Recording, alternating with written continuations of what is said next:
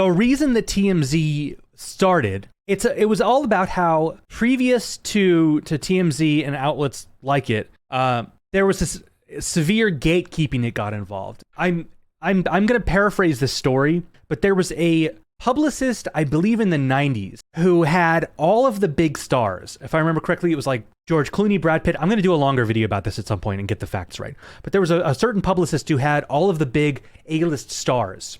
And this person, I believe it was a woman, figured out that they could withhold access to these celebrities in order to get favorable coverage. So that's when this whole like being on the list kind of thing started, where it's like you get this reputation of doing like puff pieces or really just strictly promoting something and not trying to do gotcha kind of stuff. If you play the game, then you get access from the publicist. So it made it really hard to get in the door, to get in the room as far as being a journalist was concerned. Because if you didn't play the game, you didn't have access and you couldn't make a splash. You didn't have access to the celebrities or the premieres or anything. So as a way to circumvent these publicists and this whole quid pro quo system, TMZ went on the streets. And it was like, we're going to get these celebrities on the streets when they're just hanging out and they can't stop us because they're just on the street. And, you know, a lot of times it was just fun, dumb, goofy stuff again for the show.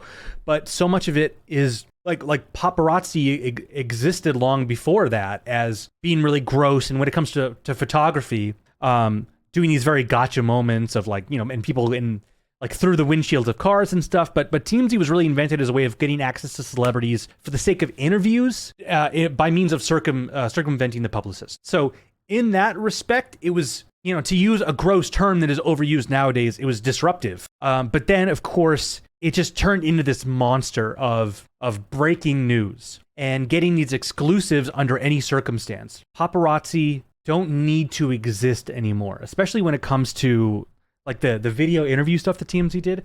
Back in the day of TMZ, the way it worked is everybody would ask these celebrities like dumb questions. It's like what's your favorite sandwich? What's your perfect Sunday? Like, I don't know, or like who would win in a fight? Like 1,000 gorilla-sized horses or whatever those dumb questions. They would ask them dumb stuff like that because it would be fun for the TV show. And it worked. And that's why celebrities would like talking to TMZ. This was also kind of like before social media is what it is today. And then at some point, Harvey decided to make the pivot where it's like, no, our main thing is not clips for the show now. We need to get hard-hitting news out of these people. So now, when X-celebrity who was on a TV show gets out of Starbucks, you're supposed to ask them what they think about like the latest sexual assault allegations, or you're supposed to ask them about, we just invaded Ukraine. What do you think about this? And they're just like, the fuck are you talking about? I'm just getting my coffee. What the hell is the matter with you? And so people stopped answering the questions. It became an extremely difficult conversation to have, but we were expected to get these extremely thought out,